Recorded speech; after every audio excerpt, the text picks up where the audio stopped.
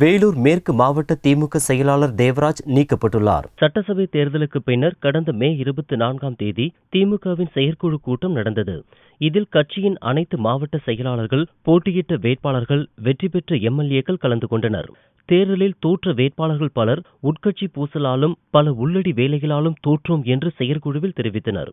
இதையடுத்து திமுகவில் களையெடுப்பு படலம் துவங்கியது.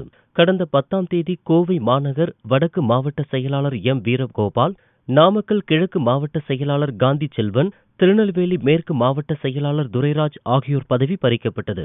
வெள்ளியன்று பட்டுக்கோட்டை நகர முன்னாள் செயலாளர் அண்ணாதுரை, மாவட்ட மாணவர் அணி துணை அமைப்பாளர் RSP ராஜா ஆகியோர் நீக்கப்பட்டனர். தொடர்ந்து சனிக்கிழமையன்று வேலூர் மேற்கு மாவட்ட திமுக செயலாளர் தேவராஜ் அப்பொறுப்பிலிருந்து விடுவிக்கப்பட்டார். அவருக்கு பதிலாக முத்தமிழ்ச்செல்வி வேலூர் மேற்கு மாவட்ட பொறுப்பாளராக நியமிக்கப்பட்டுள்ளார். இதற்கான அறிவிப்பை திமுக பொதுச் செயலாளர் அன்பழகன் வெளியிட்டுள்ளார்.